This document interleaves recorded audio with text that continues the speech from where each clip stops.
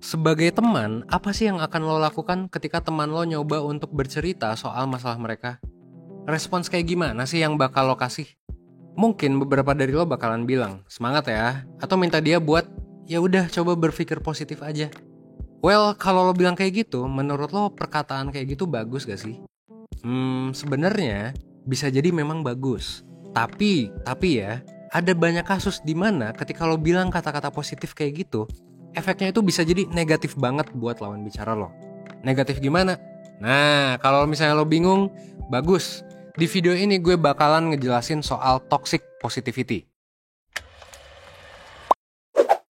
Jadi gini, sebenarnya nggak semua orang itu mampu menerima kalimat positif sebagai sebuah hal yang positif dan memotivasi mereka untuk maju terus. Justru buat sebagian orang, kata-kata yang diberikan, meskipun positif ya, malah akan ngebuat mereka ngerasa nggak nyaman gitu atau malah kesel. Kata-kata contoh tadi, justru malah tergolong ke dalam toxic positivity. Dan ini bisa memberikan dampak buruk kalau terjadi di dalam pertemanan. Kalau misalnya teman lo curhat, terus lo kasih dia, semangat ya, atau pikir positif aja deh. Nah, tapi mungkin lo bingung, emang apa sih toxic positivity itu? Toxic positivity secara umum ya, artinya adalah ketika seseorang menerapkan pola pikir optimis dan fokus sama emosi positifnya secara berlebihan di berbagai macam situasi. Dan di sisi lain, dia menolak serta menganggap remeh emosi-emosi yang cenderung mungkin biasanya negatif ya, yang sebenarnya lagi dirasain pada saat itu. Jadi, mereka itu kayak memaksakan diri untuk fokus sama positifnya hidup, dan gak mau menerima apapun yang mungkin memicu emosi negatif. Misalnya, gimana nih? Pas lo lagi stres, terus lo cerita nih, tapi malah dibilangin, ayo jangan stres dong sama temen lo gitu. Tanpa mengizinkan lo untuk bercerita lebih lanjut, untuk merasakan stresnya, untuk merasakan sedihnya.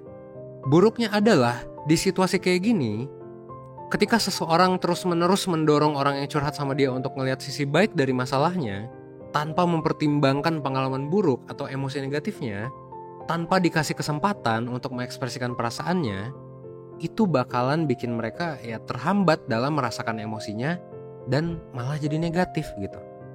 Mungkin beberapa dari lo nanya, emang kalau kayak gitu salah ya? Coba kita pakai analogi lain ya. Kita pakai contoh lain. Misalnya lo lagi terburu-buru karena ngejar angkot, terus jatuh gitu dan dengkul lo malah luka. Terus lo minta bantuan ke temen lo dan mereka malah bilang, aduh kok lo jatuh sih? Yuk jangan jatuh, semangat gitu. Atau misalnya mereka bilang gini, oh lo luka di dengkul doang. Gue kemarin luka di kepala, masih hidup kok gitu. Harusnya lo bisa coba bersyukur dan berpikir positif. Nah, ini adalah toxic positivity, tapi contohnya mungkin lebih ke fisik. Nah, kalau dalam mental ya sama aja gitu. Menurut lo sendiri jadinya salah atau enggak? Debatable ya. Nah, tapi cenderung memang negatif gitu kalau misalnya kita ngasih toxic positivity ke orang. Sebenarnya memang ada beberapa orang yang dikasih respons kayak gitu justru malah membuat mereka jadi lebih termotivasi, jadi lebih enak gitu. Tapi balik lagi, ini nggak semua gitu orang bisa ngerasain kayak gitu. Dan toxic positivity juga bisa ngebawa beberapa dampak buruk di pertemanan lo. Pertama, ketika lo mengucapkan hal-hal berbau positif, kayak misalnya, lihat sisi positifnya aja, atau jangan nyerah. Nah, ketangkapnya sama lawan bicara itu, lo seakan-akan sedang menyuruh mereka untuk melupakan kesedihan mereka. Mungkin seringkali sebagai teman ya niatnya mau nguatin dia dan itu bagus gitu. Niatnya positif. Berarti lo teman yang baik. Tapi itu juga sebenarnya ya memberikan perasaan seakan-akan kita tuh nggak coba memahami dulu atau bahkan lo tuh nggak mau merasakan kesedihan yang mereka alami, cuman mau seneng-senengnya aja gitu. Dan kalimat-kalimat seperti itu mah biasa, gue waktu itu pernah lebih parah, atau banyak juga kok orang yang kayak gitu, itu sebenarnya seakan-akan membuat orang yang cerita sama kita itu bakalan ngerasa malu atau jadi keras banget ke diri mereka sendiri. Karena sebenarnya kan dia udah mempercayakan diri lo gitu sebagai teman dia untuk dengerin masalahnya. Tapi respons yang dia terima malah seolah-olah lo menganggap masalah dia itu remeh gitu. Ketika lo menerapkan toxic positivity di lingkungan pertemanan lo, ada kemungkinan teman lo malah menjadi enggan untuk terbuka dan cerita dengan lo gitu. Nah ini menarik kan? Menurut lo kenapa? Well, ada beberapa alasan sih yang bikin toxic positivity tetap dilakukan oleh banyak orang. Pertama-tama, mungkin mereka belum paham kalau misalnya emosi negatif itu suatu hal yang harus diterima. Apalagi kalau ada pemikiran kalau bahagia sama dengan gak sedih. Dan pemikiran ini jadinya bikin kita jadi yang ngerasa kita harus nolak emosi negatif supaya tetap bahagia. Padahal nggak juga gitu. Emosi negatif ya normal, ada karena memang ada gitu. Memang otomatis. Supaya lo bahagia justru memang emosi negatifnya harus diterima gitu, dibandingkan ditolak dan di-repress gitu ya. Dan akibatnya lo juga berusaha untuk yakinin ke orang yang curhat sama lo bahwa dia bakalan bahagia gitu kalau dia nunjukin emosi positifnya dan meredam atau menolak emosi negatifnya. Padahal yang terjadi, emosi negatif itu nggak selamanya buruk ya. Proses menerima emosi negatif yang dialami itu salah satu cara juga supaya kita bisa lebih enak gitu, lebih nyaman dengan kondisi saat ini, dengan bencana atau musibah yang kita alami.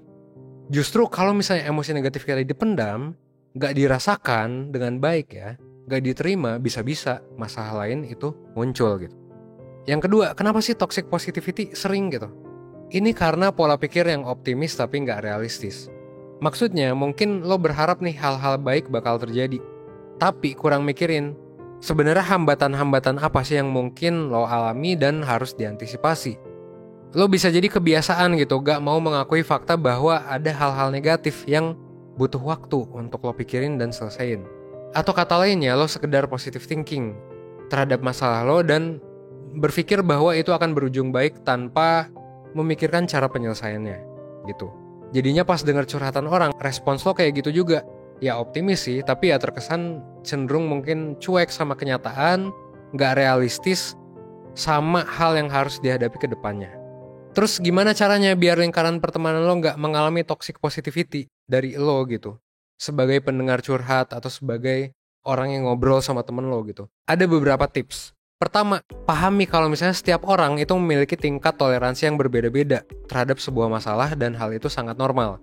Jadi kalau ada teman lo yang datang dengan masalah yang mungkin pernah lo alami, ingat aja kalau misalnya teman lo itu bisa jadi bukan lo gitu.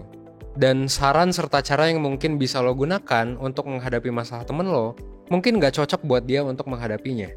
Saran serta cara yang mungkin bisa lo gunakan untuk menghadapi masalah yang lo rasain dan berhasil buat lo, mungkin gak berhasil buat dia, mungkin gak cocok gitu buat dia untuk menghadapinya. Dan itu wajar gitu.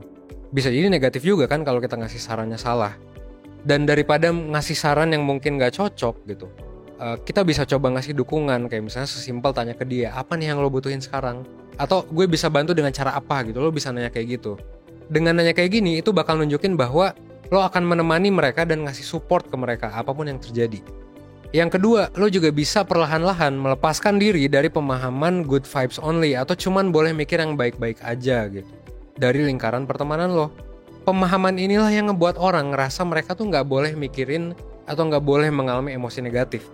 Padahal sebenarnya kayak yang tadi udah gue jelasin, orang itu butuh ngerasain emosi negatif gitu sebelum disuruh untuk berpikir positif, disuruh baik-baik aja, disuruh kayak ya udah biasa aja bersyukur gitu. Hal ini bisa lo lakukan dengan perlahan-lahan lo ngedengerin masalah apa yang teman lo sedang lalui dengan teknik active listening gitu. Yaitu lo beneran ngedengerin mereka secara aktif untuk memahami masalah yang mereka lalui gitu. Bukan cuman denger-denger doang tapi gak dicerna gitu ya. Yang ketiga, lo bisa bilang ke temen lo kalau lo ngerasa kata-kata mereka itu ngebuat lo gak nyaman gitu. Ini kalau lo di posisi yang lo jadi pencurhat dan lo disuruh untuk semangat, toxic positivity dan lain sebagainya. Ini bukan berarti lo marahin dia, tapi lo bisa kasih tahu sebenarnya ke temen lo kalau misalnya lo paham mungkin mereka bermaksud baik gitu ketika menyampaikan kata-kata tersebut. Tapi kata-kata itu malah justru membuat lo gak nyaman. Lo bisa juga ngasih ekspektasi terhadap apa yang lo harapkan dari mereka sebagai teman lo gitu. Ketika lo bilang secara jelas, lo juga sedang membuat pertemanan lo menjadi lebih komunikatif dan ngebangun rasa percaya yang lebih terhadap satu sama lain gitu. Itu yang ketiga ya. Yang terakhir adalah kalau lo ngerasa masalah yang teman lo alami itu cukup besar, atau ngerasa belum mampu merespons curhatan temen lo dengan baik, sebenarnya lo bisa bawa aja mereka ke profesional gitu. Ke psikolog, psikiater, ke mentor, atau apapun. Lo bisa banget nyaranin mereka untuk ikut konsultasi di mentoring 1%. Karena selama ini kita udah punya banyak kasus serupa di mana kayak ada banyak orang-orang yang akhirnya ikut mentoring karena disaranin temennya. Dan mereka pun juga puas dengan mentoring yang mereka ikutin. Jadi bintang 5 lah intinya. Di mentoring ini lo bisa dapet apa? Lo bisa dapet pertama curhat ke mentor lo dan diskusiin masalah yang lo alami. Lo bakal dapet saran gitu ya. Dan pastinya lo gak bakalan dijudge. Bahkan lo bisa dapet pandangan yang mungkin selama ini lo gak sadari gitu. Cerita apapun gak akan dijudge sama mentor, karena mereka udah terlatih, diawasi juga sama profesional yang lain, dan memang udah terlatih aja untuk dengerin cerita ribuan orang gitu. Jadi intinya itu ya, lo bisa curhat apapun. Dan selain itu lo juga bakalan dikasih pertama ya, tugas.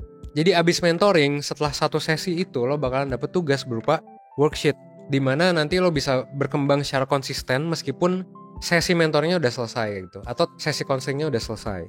Nah terus yang kedua, lo juga bakal dapet psikotes interpretasinya gitu. Nah hasil dari tes-tes ini juga bisa lo bahas lebih lanjut sama mentor lo. Kalau lo mau cari tahu info lebih lanjut, ya lo bisa silahkan klik link di comment section atau klik link di deskripsi yang udah gue pin. Lo bisa baca-baca aja di sana, oke? Gak semua hal di dunia ini memang harus selalu dihadapkan dengan kacamata yang positif gitu. Karena negatif itu wajar gitu. Kadang kita juga perlu merasakan emosi negatif. Menghindari perasaan negatif cuma akan membuat kita makin tersiksa. Menolak kegagalan juga akan membuat kita makin merasa gagal, dan nyembunyiin apa yang bikin kita cemas bakalan bikin kita ngerasa makin cemas gitu ya. Kalau suka nonton video ini dan kayak lo ngerasa terbantu, please like, comment, dan subscribe. Gue berharap video ini bisa ngebuat lo menjadi lebih baik, seenggaknya 1% setiap harinya menuju hidup seutuhnya. Gue Evan dari 1%, thanks.